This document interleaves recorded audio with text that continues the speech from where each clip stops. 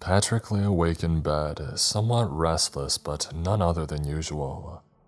Not much different from any night at his grandmother's house. For the weekend, his parents decided to take him and his sister Leah out of downtown and have them stay there in the woods of Connecticut. His father said that he would be back to pick them up tomorrow, Sunday at 6 a.m. A few days had passed since the autumn became noticeably cold. The leaves had already fallen from the trees into a red and yellow blend. The ground had been covered with a deciduous pattern. The familiar sound of crunching could be heard when walking upon them. The faint but occasional leaf would audibly touch the ground. These woods bared quite a silence as they were far from the city.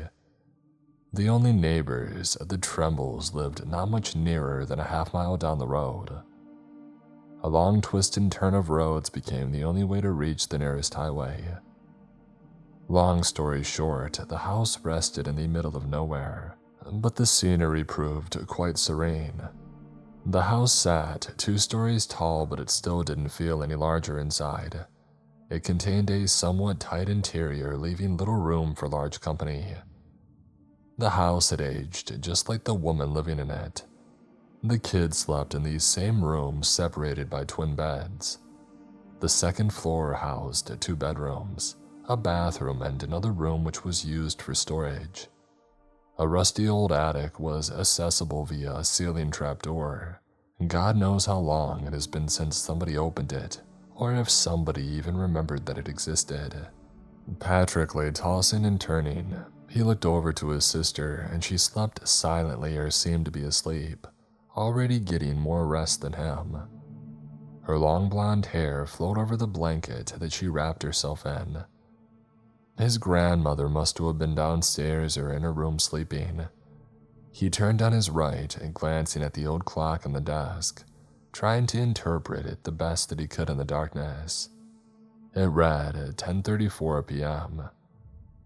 He turned towards the ceiling and closed his eyes. Time was unsure of as he gradually started to drift. The wind had startled his sleep, blowing a cluster of leaves at seemingly unsynchronized intervals.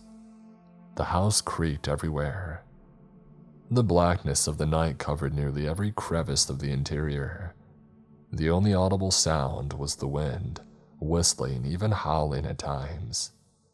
Though the creepiness of the woods still lingered, the night proved nothing out of the ordinary.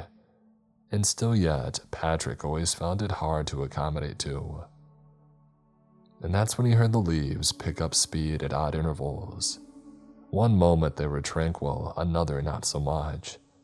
But the strangest thing about the sound was how it traversed around the bedroom window and faded away. It traveled around the adjacent corner. The house blocked the wind's heavy draft. Eventually, he grew thirsty and decided on making a trip downstairs for a glass of water.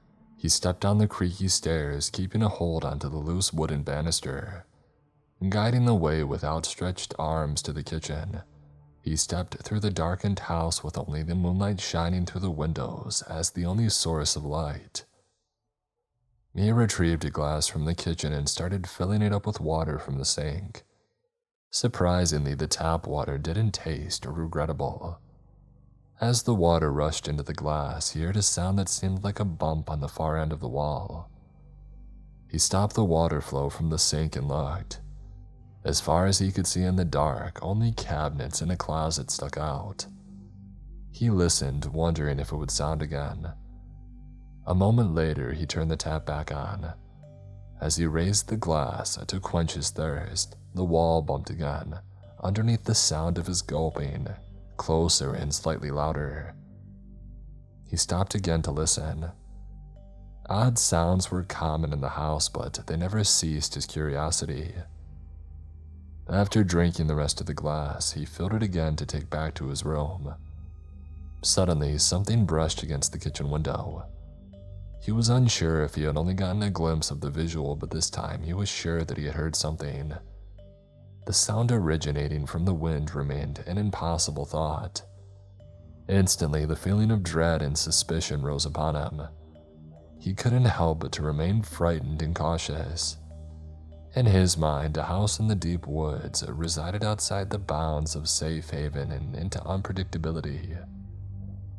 He stood by the sink, listening patiently for a near 45 seconds, until the pushing of leaves and the sound of scuffling came from the nearby glass sliding door. The see-through door must have stood a mere 10 feet from the kitchen counter. Instantly following the sounds, a small shadow momentarily obstructed the moonlight streaming through the door. Playing on his suspicions was the norm in this house. Something always ended up tweaking his imaginations. He remembered one night years ago that it had been a tree branch falling on the roof. At the time he was much younger. He remembered jumping off the bed, leaping across the hall, and jumping underneath his grandma's covers nearly all in one motion. He did not come out until his parents arrived to pick him up the next day. Another night, a trash can had fumbled over, awakening his slumber. Turned out to be a raccoon, but at the time, Patrick didn't know. Both him and Leah repeated the same reaction as the branch incident. He thought that he could brace those moments now with age, but this moment felt different. He quickly looked outside at the trees. The leaves on the ground rustled irregularly. They broke synchronization with the wind. A faint brush, this time near the windowsill. He froze, making sure that he wasn't playing into his own mind games. The brushing continued towards the glass door. A shadow morphed onto the moonlit floor. He looked up at the door. A black figure covered the glass. Struck with instinct, Patrick darted under the countertop and crouched. No part of him wanted to look over. He remained completely still, but to him, his heartbeat seemed loud enough that it could be heard from anywhere in the room. He steadily leaned over the side, exposing as little of himself as he could. The pitch-black silhouette stood at the glass door. A very large figure. It darkened most of the room, brushing against the door. This time, his suspicions were real. Patrick sat there petrified. He couldn't move. No matter how hard he thought about it, he couldn't budge. And what if he could move? Where would he go? What would he do? Paranoia stemmed from the lack of options. Like a switch, he instantly thought, the phone. She has a phone. Despite the ancient setting, he remembered his parents calling his grandma asking about staying over for the weekend. However, though he remembered such a crucial idea, there was little chance the police would arrive on time. Whoever was outside had a large enough window of opportunity to break in. It was his only chance. He snatched the receiver and dialed 911, never taking his eyes off the door. The dial tone miraculously sounded. A mere couple seconds seemed like an eternity. The figure moved against the glass. The door produced a mixture of cracking and creaking noises. They were trying to get in. Finally, an operator picked up. 911, what's your emergency? It was a female voice. Just hearing her had wavered the tension. Something's outside of my house. I think they're trying to get in, Patrick whispered. Okay, sir, I'll send an officer right away. Oh God, please hurry as fast as you can. Patrick tried not to interrupt, but he couldn't control himself. Just try to keep calm, sir. Can you tell me your address? Address of all things, why? Why didn't he know? Of course, the one piece of information that would save him would be non-existent to him. He was only 12, why would he know? His mind completely drew a blank. He couldn't think, he couldn't function. All he could do was let out the best possible response. My address, I don't know. The door continued to creak and crack.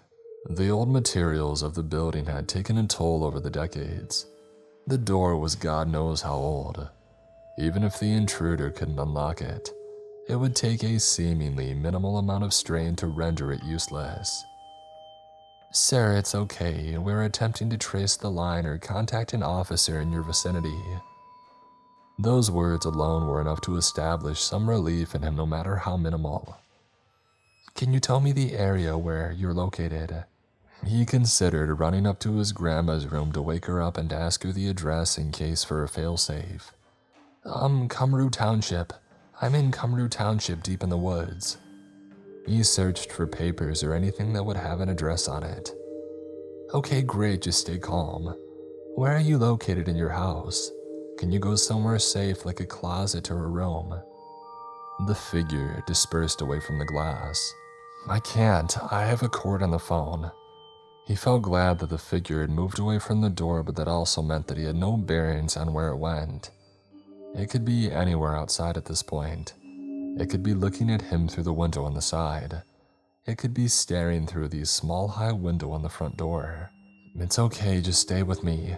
Try and make sure you know where the intruder is.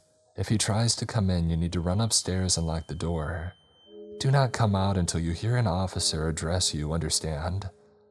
Yes, I do. He wanted to yell and alert everybody in the house, but he would rather not get caught by the intruder. Somebody was scratching and rattling at the front doorknob. Did you find the address? That question alone caused Patrick to snap back into paranoia. In an instant, rationality had disappeared. Hold on, let me go wake my grandma. He put the receiver down and ran to the stairs. He was 3 steps up when a thumping sounded at the door. He jumped and stumbled. He looked down and noticed the couch. Grandma had fallen asleep on it right after turning the TV off. Her hearing had gotten worse over the years, so he ran down and shook her awake. He responded with the first thought that came to him. Grandma, somebody's outside. Oh, Patrick, what's wrong, are you? She asked in her old voice. Grandma, I need the address, the police are on the phone. Oh, go upstairs, I'll talk to them. Lock the door and don't make a sound. She couldn't speak too loudly, but she kicked into her instincts faster than one would expect from an 86-year-old woman. Patrick sprinted upstairs, the floorboards hollowed, creaking and echoing. He made it to the room and slammed it shut. Leah woke up with a fright. Patrick? With rationality gone, the first thought in his mind escaped out of his mouth. There's a man outside. Instantly under the dim light, Leah's eyes started to well up. Her expression changed from startled to grimly afraid. What? She whispered. Patrick felt a deep feeling of concern and regret, but panic and distress overwhelmed it. Somebody's outside trying to get in. I called the police and they're coming. It's okay, just stay in here. Consequently, Leah began to cry. Her head fell into her hands and she started sobbing. Patrick offered a hand to calm her down. He knew that scaring her was a terrible idea, but only realized a second too late. He heard a voice downstairs as somebody was raising their voice. It was Grandma. She must have still been on the phone. Patrick looked out the bedroom windows to see if the figure was still stalking the house. He saw nothing but leaves and trees. It was a terrible idea, but he decided to sneak downstairs to see if she was okay. Leah begged him not to go, but he didn't listen. He made his way across the hall and started down the stairs. Halfway down, an ear-piercing shriek stopped him in his tracks. He felt the shock again. His skin tingled and he went numb. This time, it was not enough to prevent him from carefully moving down. He leaned over the banister. There outside the door stood a very large figure obstructing almost every stream of light from the outside. Once a second had passed, Patrick realized that the potential intruder wasn't human. It was too large to mimic even a tall, strong man. It casted a complete shadow, darkening the interior. More cracks and a snap. It was pushing on the door with great force. The fact that it could give way any time with ease sent a shiver down his spine. Grandma had given her last good breath in her scream. She was nearly suffocating. The glass cracked and the frame snapped and split. The door gave way, and with it came a deafening crash. Glass shattered into millions of pieces, wood fractured into splinters. The frame is useless as a rubber band. Next, a boom that shook the entire house. Quickly, the intruding massive figure regained its balance. He was looking straight into the face of a creature. A muscular thing covered in fur, massive enough to cover the majority of the room but small enough to fit into the hallway. A distorted murmur echoed through the room. Heavy breathing flared through deep nostrils. A filthy stench arose, causing Patrick's nose to crinkle. The smell of decaying flesh and animal feces filled the room. Run upstairs now and do not go back. The police are coming." "What about Grandma? Is there something that you can do? She's not near the stairs. She has no exit nearby. She's in trouble." The creature turned to the person closest. It snarled, drooling long streams of saliva. Its nostrils flared hot breath. Its right eye glowed as it looked directly at her. Visible knife-sized canines displayed. Grandma was petrified. Instinct told her not to move a muscle. She smelled its awful breath and filth-ridden stench. If the creature broke through the door to get inside, it sought bloodthirst. Its keen sense of smell revealed the inhabitants inside. Judging from its ability to break in as quickly as it did, the beast was not unintelligent by any means. The creature refused to instinctively hesitate as a cat or dog would. It trotted towards Grandma. One more scream was all it took for it to pick up its speed, and it slammed into her, hitting the wall. She crumpled to the floor in an instant. Leah heard all the commotion from the upstairs. She refused to remove her hands from her head. Her fingertips dug into her hair, unable to let go. Bashing, wood reducing to twigs, banging against the wall. A medley of horrified screaming. She felt helpless. Horrified screaming turned into cries of agony and screams of pain. Screams like she never heard before. She heard steps. Rapid, hollowed echoes stormed closer. The doorknob budged first and then jiggled violently. Patrick rattled the knob as if by some sheer luck. It would fall off and the door would magically open. "Open the door!" Tears already streaming down his face, adrenaline rushing through his body. Leah couldn't move. Her body told her if she opened up that door, whatever was downstairs would rush up instantly and reach the room in no time. She wanted to move. She wanted to get up as fast as her legs would let her, but she couldn't feel them. "Please open, please." Patrick slammed his fist on the door, completely ignorant to the possibility of alerting the beast. Leah heard underneath the floorboards the beast continue its rage. It had drawn itself into an occupied frenzy, too focused to suddenly rush upstairs. Her joints began to loosen. Blood rushed to her feet. She leapt out of bed and unlatched the lock. The door swung open, nearly hitting her. Patrick slammed it shut almost as fast as it had opened. He turned the lock, hearing a satisfying click. The banging continued for what seemed like an eternity, eventually turning into dragging. The screaming faded and the creature growled. It moaned as it dragged the body across the floor. Patrick and Leah couldn't bear to listen for one moment. They covered their ears. Their sobs drowned out most of the chaos, but not entirely. The monster was vicious. Grandma was gone. All they could do was wait and hope that it left by some miracle. The animal remained downstairs. It carried a subtle presence wherever it traveled, but produced very little noise. The creature's location was difficult to pinpoint because of such a subtle silence. The children didn't dare think about leaving. Patrick glanced up at the clock. 1:32 a.m. it read. He attempted to think, but his mind had already begun playing tricks on him. One side told him that the cops were on their way. They would arrive, shoot the beast, and rescue them, unfortunately leaving Grandma behind. Another side told him the cops would not get there in time. They would be dead before the police navigated the long drawn-out roads in the forest.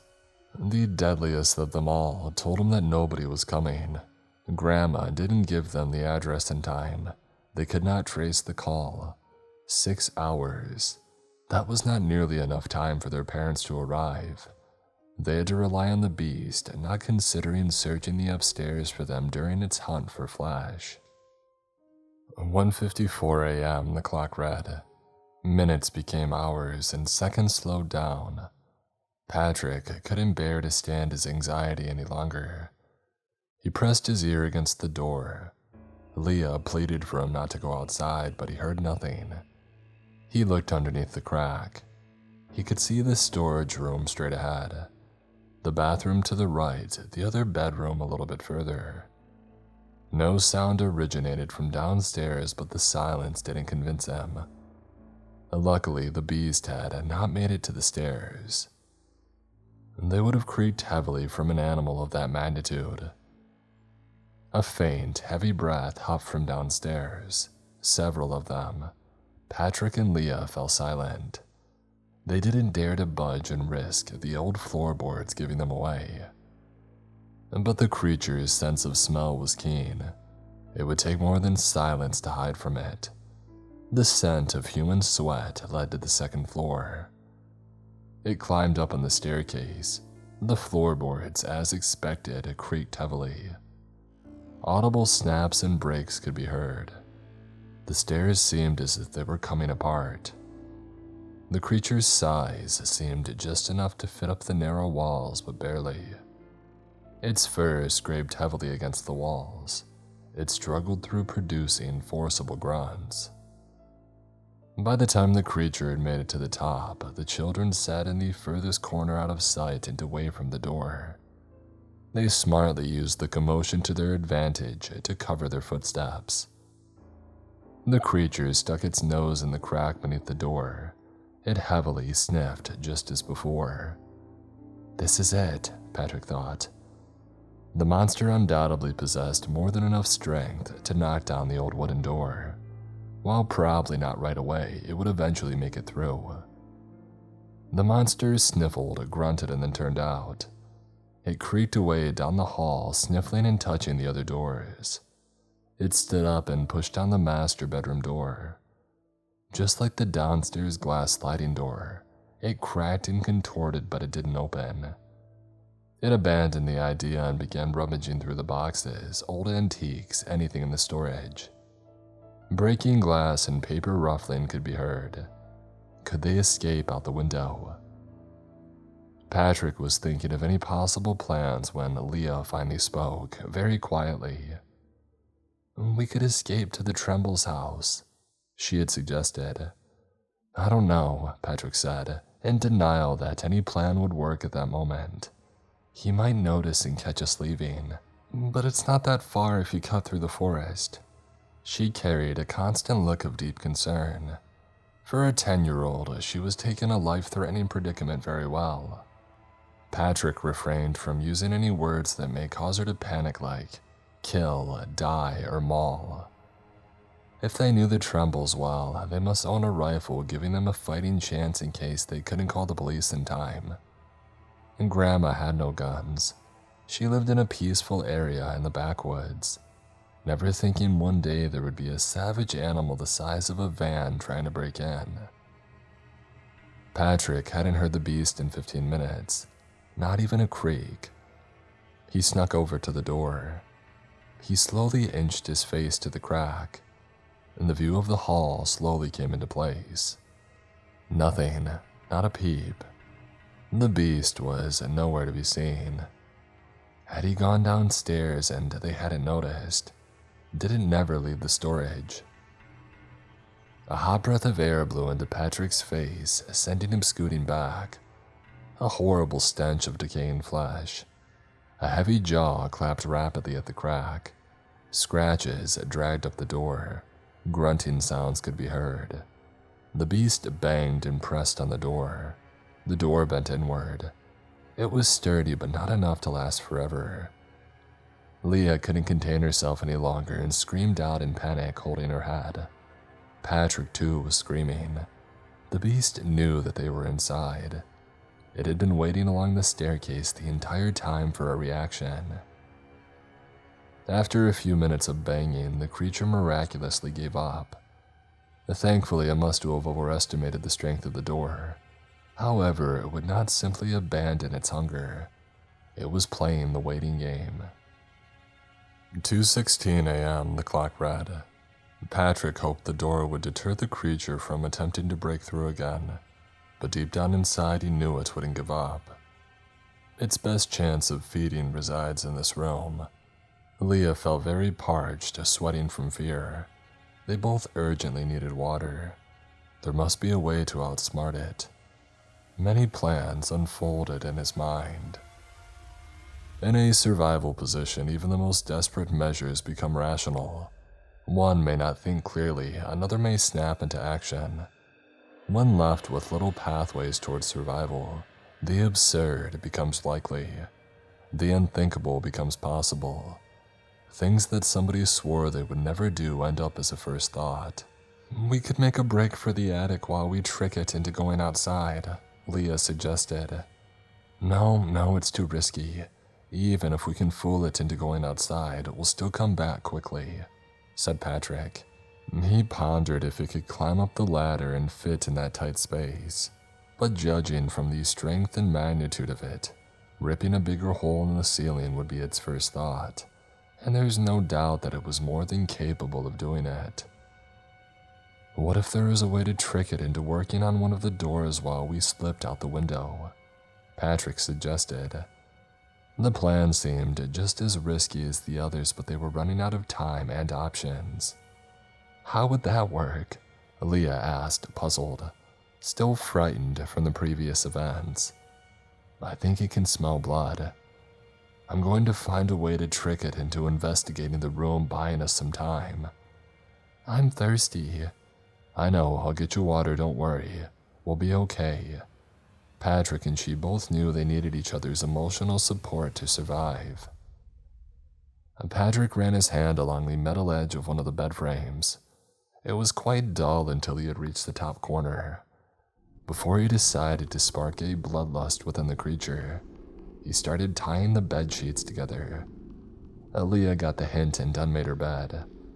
Patrick grunted as he opened the stubborn window, letting the chilly autumn breeze in. Leaves blew along and into the frame. Leah tied the sheets to the bed and threw them out.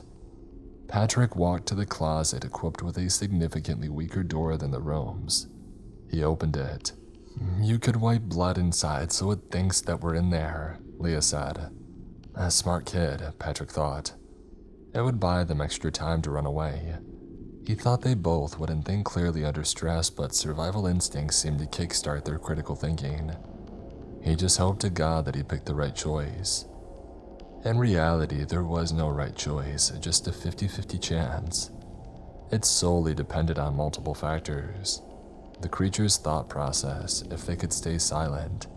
The creature's capability of following them up into the attic. If the police arrived in time. If the police arrived at all. If their parents arrived in time. So many factors that would hopefully work in their favor. The creature's stomach grumbled. It hadn't been satisfied for several days to some weeks. An excruciating amount of time passed since its last meal. Soon its need for blood would force it to answer the call of desperation. When its instinctive craving for flesh warded off the waiting game, nothing could stop it.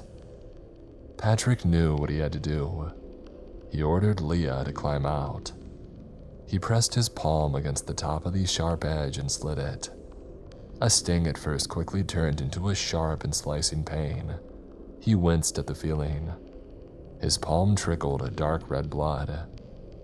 He walked to the closet, spreading blood over old clothes, the wall, and underneath the door. He decided against leaving a trail to prolong the beast's investigation. Just as they had predicted it to happen, the upstairs hall creaked. He quickly ripped the pillowcase into a rag and tied it around his hand. The heavy snorts of breathing returned. Bang! The door nearly broke off its hinges from the impact. The animal went berserk. It snatched the door and growled menacingly. Its thick fur brushed against the wood. The bolts on the top hinge had already stuck out. It was now or never. Leah climbed out first, making it to the bottom quickly thanks to the adrenaline rush. Patrick followed but closed the window on the way out. The door split and wood fell from the top. He could see a long set of sharp dagger-sized claws wrap over it. It peeled the door apart. As soon as their feet met the ground, they ran as fast as their legs would let them. The woods provided little vision, but the moonlight shone a subtle glow sufficient enough for them to guide themselves. To their relief, they heard the destruction about the room from approximately 200 feet away. It searched ravenously for them, and I hadn't realized they escaped out the window yet. It tore the closet inside and out. They sprinted through the dark woods, their feet crunched upon the autumn leaves and twigs. The oak trees stood tall and extended out sharp talon-shaped branches whistling from the wind. The gust blew sharply in their faces, slowing their speed. The house slowly faded into the nightly woodland abyss, taking the sound with it. A dim light appeared into view in midst of the trees. It must have been the Trembles. Just a little further and they would be safe. The single-story house came into view, and they could see a small light inside. They ran until they reached the small, cracked driveway. Their thoughts of a safe haven slowly faded. Leah's eyes welled up with tears. Patrick's eyes began to blur as well. The front door had been completely torn off. Only ripped screen door remained, broken and hanging. A dark red handprint smeared along the doorknob. Crimson blood streaked along the driveway into the woods. They instantly felt regret leaving their grandma's house. "Hey, it's okay." Patrick tried to calm his weeping sister. "There's water inside and a phone." Leah's thirst overcame her fear and she ran inside. Patrick instantly regretted letting her rush inside first without seeing for himself because for all they knew, Mr. and Mrs. Tremble's body, or what remained of them, could be inside. This time, to her luck, just a pile of trash and broken furniture strewed out on the floor. The dim light source originated from the small kitchen light above the microwave. Scratches lined the old tan linoleum floor. The wood-top counter's old age complemented the destruction. The vacant house appeared creepy at night. The window shutters bumped against the frame from the gust, air rushing against wood. Glass shards laid on the floor. The trees whooshed beyond the broken glass. The air reeked of animal filth. The house resembled a crime scene. As Leah drank from the sink, Patrick frantically searched for the phone. He found the charging port but no receiver. It must have been knocked off during the struggle. It must be nearby. He looked into the living room. The creature had ripped the furniture to shreds. Cotton spread all over the floor. Visible giant claw marks slashed against the couches. The creature had been here for a long time and he knew that it would come back. Underneath a table leg, Patrick saw the receiver. He swiftly picked it up, but it was broken. The 5, 6, 7, 2, and 1 buttons were popped out. The earpiece was caved inward. Some blood stained the side. He hoped to God that it still worked. After many struggles, he managed to dial 911. The earpiece fuzzed. "God, please let this work," he pleaded. After an unsure number of tries, he faintly heard an operator, just barely. "Help, it's attacking us." It was the only response that he could think of initially. "Who attacking?" He spoke to a different operator than before. "Did you send the police? They're coming, right?" "We called the police to your location." "What are you saying? Send them now." "Sir, calm, can't understand." It wasn't going well. Patrick looked out the kitchen window, nothing but a woodland expanse, except for the pair of pants laying outside. He focused his eyes. He was indeed looking at a pair of full jeans. The darkness covered the area above the waist. A shoe stuck out of the right leg, but a pale bare foot stuck out of the other. Leah slowly handed Patrick a piece of paper. She held a look of innocent worry. Miraculously, the paper contained the address to the house. Patrick fought the urge to hug her tightly. He mouthed the words, "Thank you," with his lips over and over again shaking the phone. He read the address to the operator. "You get out immediately." The operator lagged. "We can't," he said sternly. "Then you need to... They're coming. Get in the closet." The phone produced more feedback than speech. He clutched the phone at his side. Leah ran to find the best possible hiding spot. He looked outside the same kitchen window. As he looked back, he spotted the pair of jeans again, but this time the torso area wasn't too dark to see. It was absent. He realized he was staring at the severed bottom half of one of the trumbles. He felt sick and he vomited into the sink. Leah looked at the door frame of the master bedroom. Pieces of 2x4s hung by nails inside. Split pieces of wood spread across the carpet. Scratch marks peeled the frame nearly to splinters. The trembles had failed to fortify themselves in from the massive beast. A queen-sized bed stood in the middle. A cracked mirror hung on the opposite side. He spotted the closet to the left, surprisingly untouched. She opened it to find a long rack of hanging clothes and some bins. A hole in the wall appeared behind one of the bins. She reached in one of the bins to find anything of interest, mostly just clothes and tools. Her hand touched a paper box. The contents shook as she took it out. She smiled with a sense of relief when she read the label on the box. 12 GA shells. She opened it to find a pile of red shotgun shells. They definitely owned a gun. The next question was, where was it? Patrick wiped his mouth with a towelette. He needed to hurry and hide immediately. He prayed the police were on their way and they would show up soon.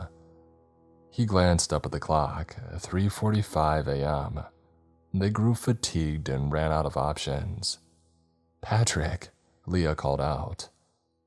He walked to the bedroom and Leah greeted him by holding a single fire break barrel shotgun.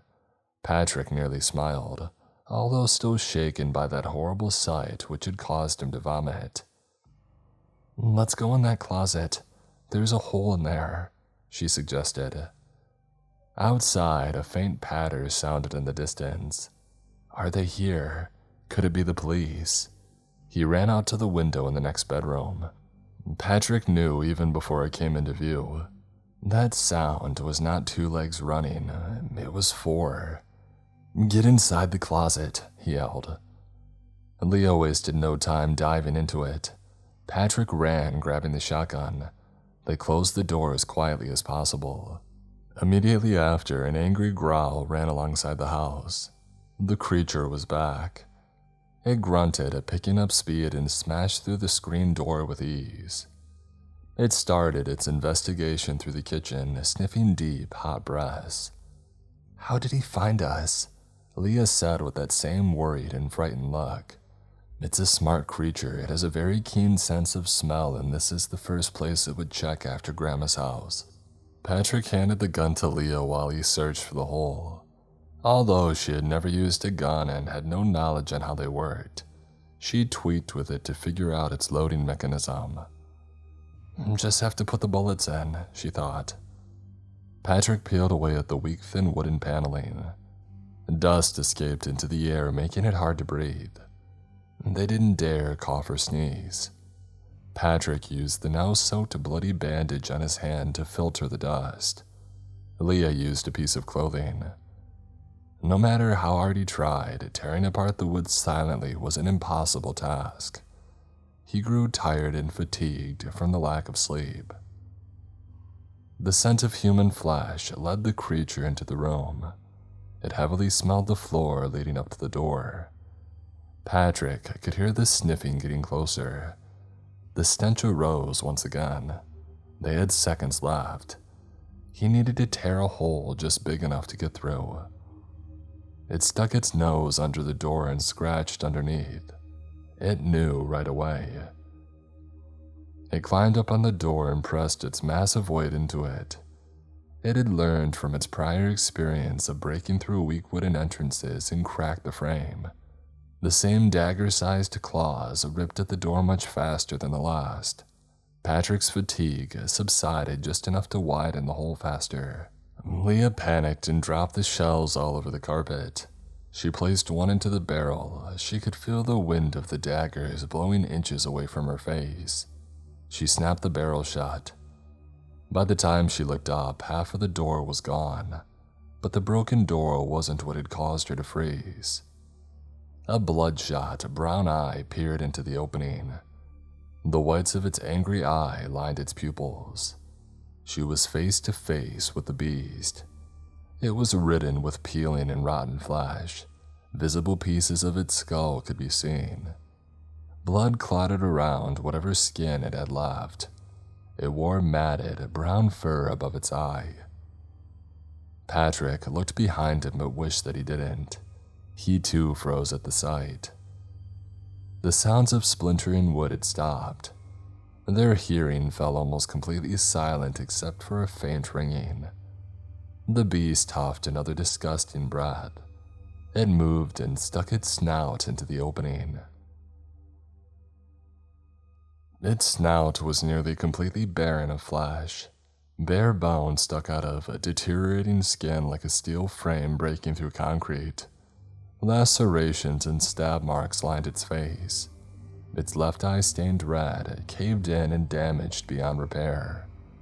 2 visible black holes appeared where its nose would have been. It gnashed 2 rows of razor-sharp teeth. 4 canines the size of serrated steak knives overlapped its jawline. The teeth were yellow and stained reddish-brown. Its gums were charcoal black.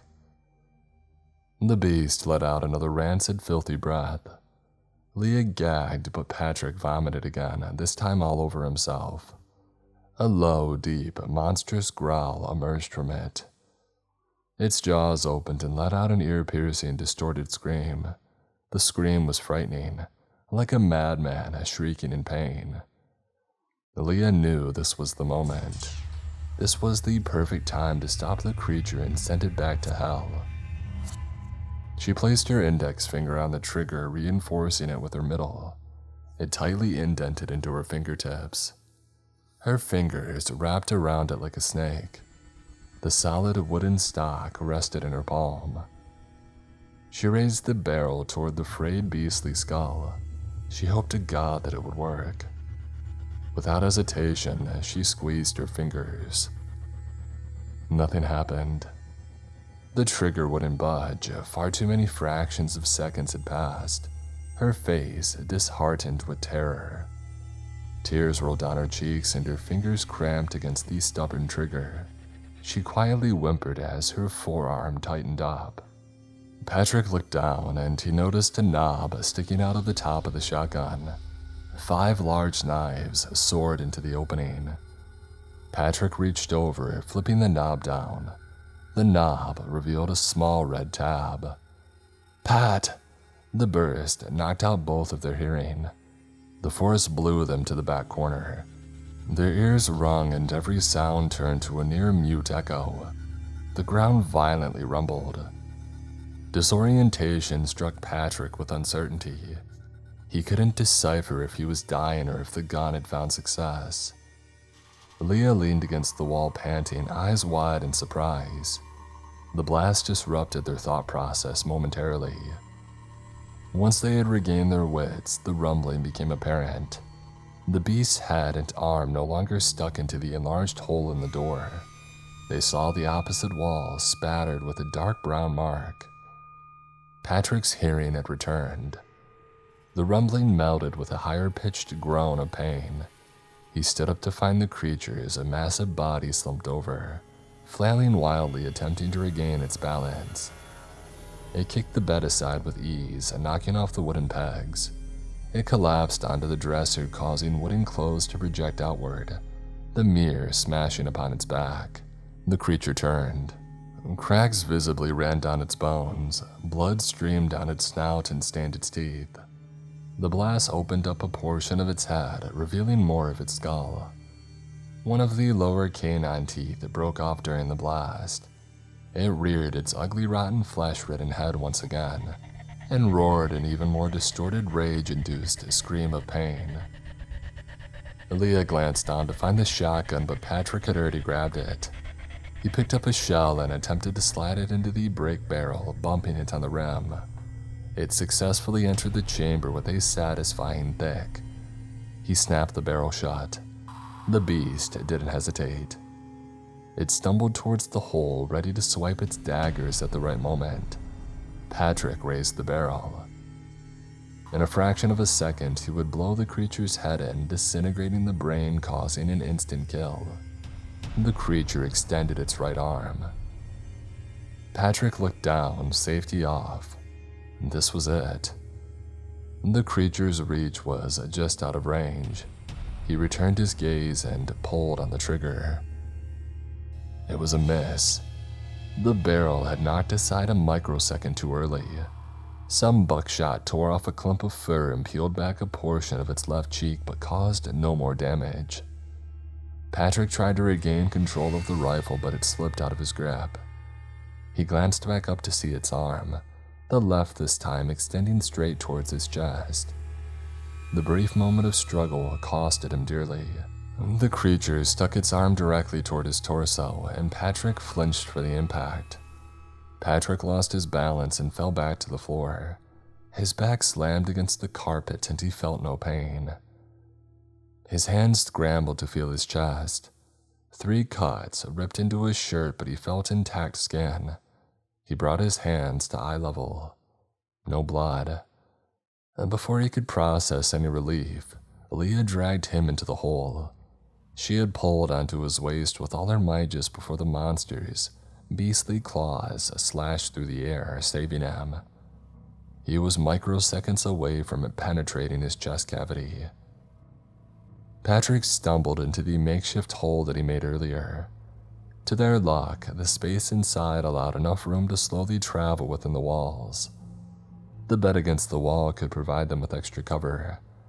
If the beast lost too much blood and attempted to destroy the bed, there's a chance that it would collapse from exhaustion. They sidestepped into the pitch-dark opening. Drywall and wooden framing lined the interior. The beast had shattered the door. It stuck its snout into the hole. Weaker, deep breaths were interrupted by the clogging of blood in the nostrils. Scarce light streamed through it as it pulled its head out. They were safe for the time being. How long has it been? Patrick thought. He grew frustrated at how late they had been up. Any suggestion that the time hadn't reached 5 a.m. seemed impossible, but 2 outcomes would emerge if he spotted a clock. The small amount of waiting time would make him feel relieved, or the agonizing latter would greatly disappoint him.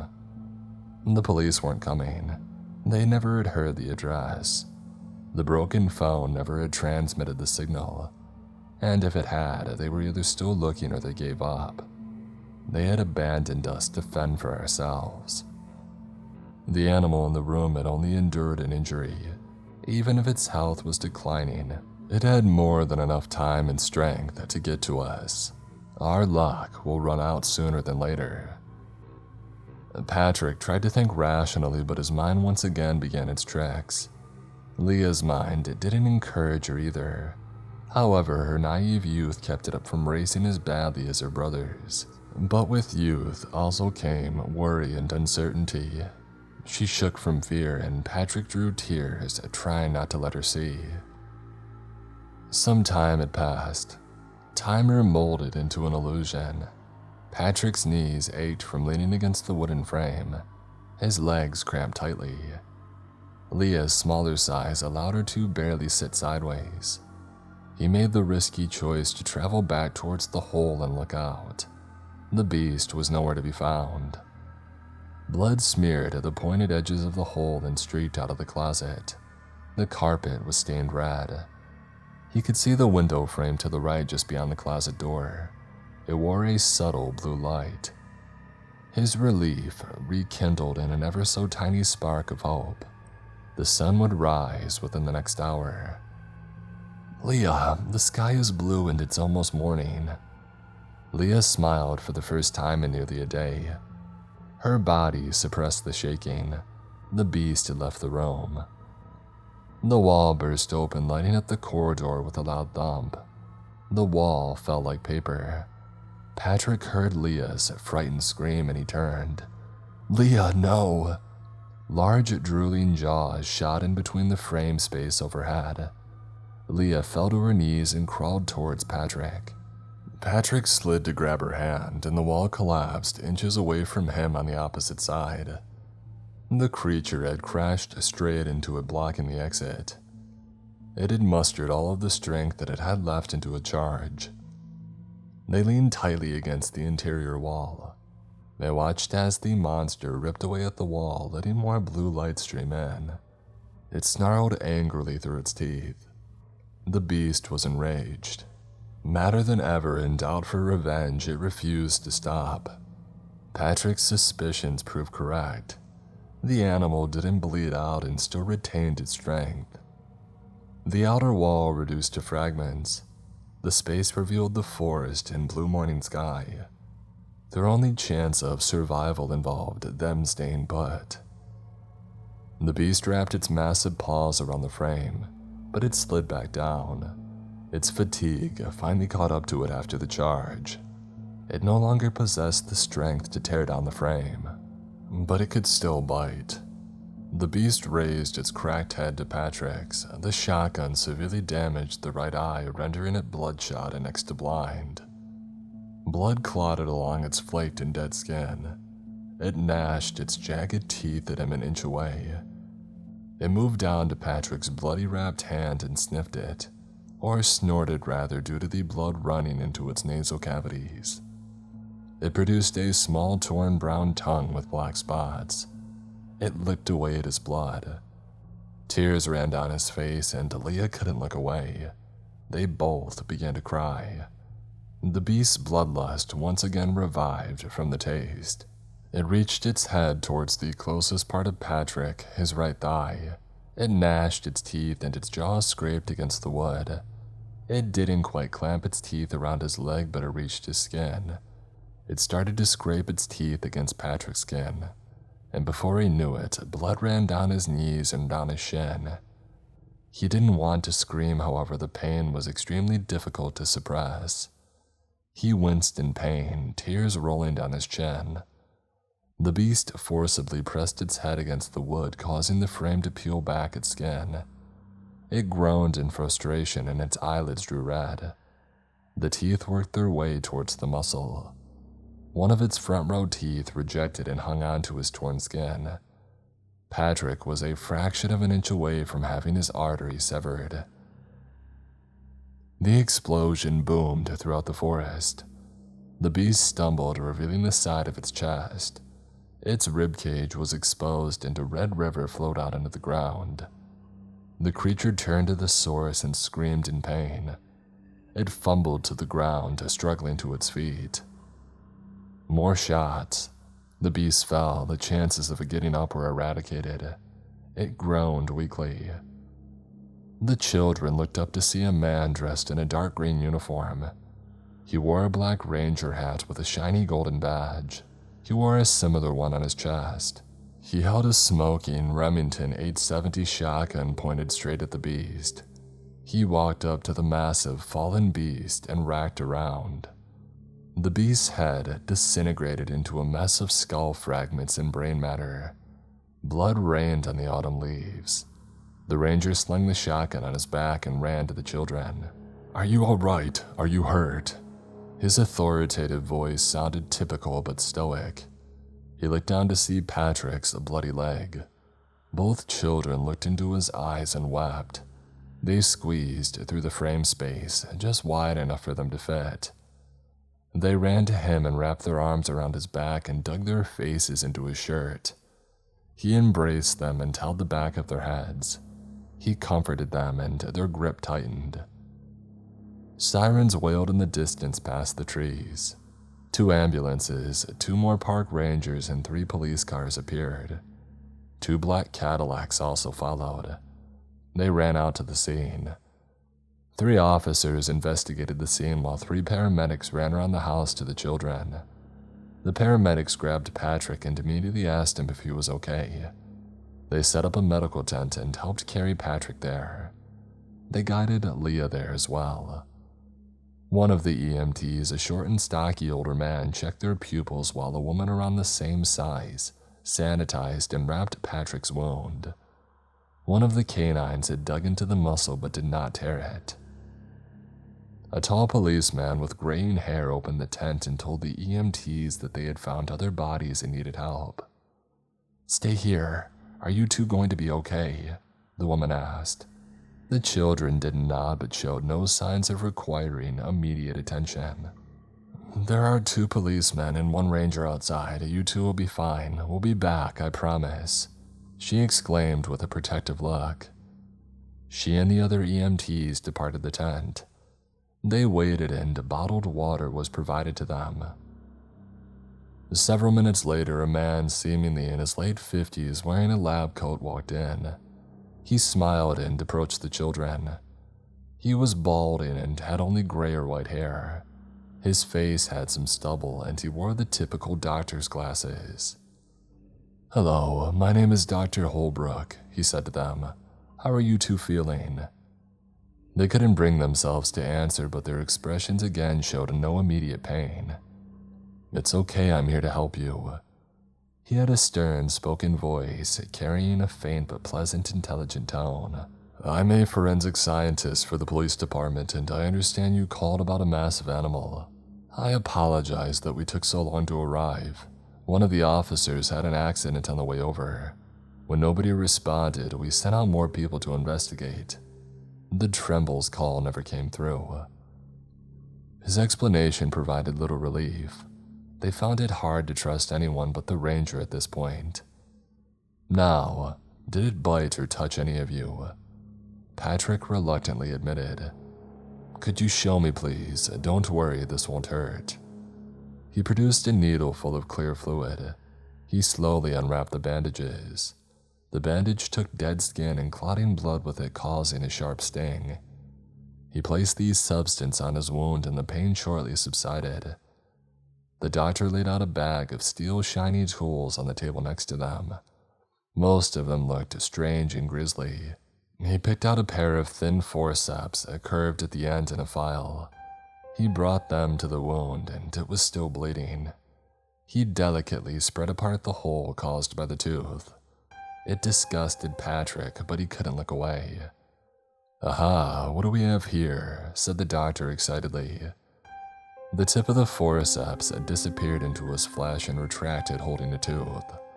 A small piece of rotten flesh stuck to it. "Fascinating," he pronounced slowly. He placed it in a small plastic bag. "Now take one of these." He handed Patrick 3 pills. They were white tan and one was black and white. "They're antibiotics. They'll protect you from the infection." He reached inside his lab coat and took out another syringe containing clear liquid. He placed the needle into his thigh and injected the substance. "This is going to halt and destroy any foreign processes caused by the bite," he explained. He proved very knowledgeable and confident about the procedure. He asked Leah one more time if she had any contact with the creature. "That is all. The medics will take you to the hospital and you'll both be fine health-wise. Thank you both for being so cooperative." He smiled as he sanitized his tools and gathered them in his bag, and he walked towards the exit. "What was that thing?" Patrick asked reluctantly. The doctor paused momentarily and he slowly turned around. "No matter, it's dead now. You don't have to worry." He departed the tent, leaving the children. Shortly after, the EMTs returned, placing them on stretchers and rolled them out toward the ambulance. Leah looked over to be greeted by a familiar face. "Mommy," she shouted. Her mother pushed past the paramedics and embraced her. She cried tears of joy and worry. Her father also arrived and cried, hugging Patrick first. They embraced each other. Finally, they knew that they were safe. Both children were rushed into the ER. The doctor, 2 nurses, and one of the EMTs tended to Patrick. Another doctor, accompanied by a nurse, examined Leah. Leah had no injuries but was deemed traumatized. They scheduled her to see a psychiatrist. Patrick lay in the bed with his legs stuck out. The doctor and nurses examined his wound. The bleeding almost completely had stopped. "So you said that you were bitten?" the doctor asked. Patrick nodded. "Yeah, bit into my leg." The nurses looked closer. He surprised everyone by not visibly showing pain. They looked back at him, unconfident in his answer. "We can see the bite mark, but we can't seem to find any foreign material. No bacteria, no tooth fragments, nothing. It's healing quite fast for a large rabid animal bite." "I know, Dr. Holbrook came in and helped me. He gave me 2 shots and these pills." "Dr. Holbrook?" The doctor questioned him. "Yeah, he's the forensic scientist." The doctor and nurses accepted his answer, but the EMT looked confused and in disbelief. "Dr. Holbrook? He never reported in with us. Must have showed up after we left for the hospital." "No, he was in the tent," Patrick said. The EMT gave them a worried look. The police later reported that Dr. Holbrook never made it to the crime scene. About 3 miles up the road, they found his car sitting on the side. They looked in to find him asleep in his driver's seat, and he wouldn't wake up until an hour later. When he did wake up, he explained that he remembered a gray Ford van stopped in the middle of the road. The driver signaled for him to stop. He recalled stepping out of the vehicle, but nothing afterwards.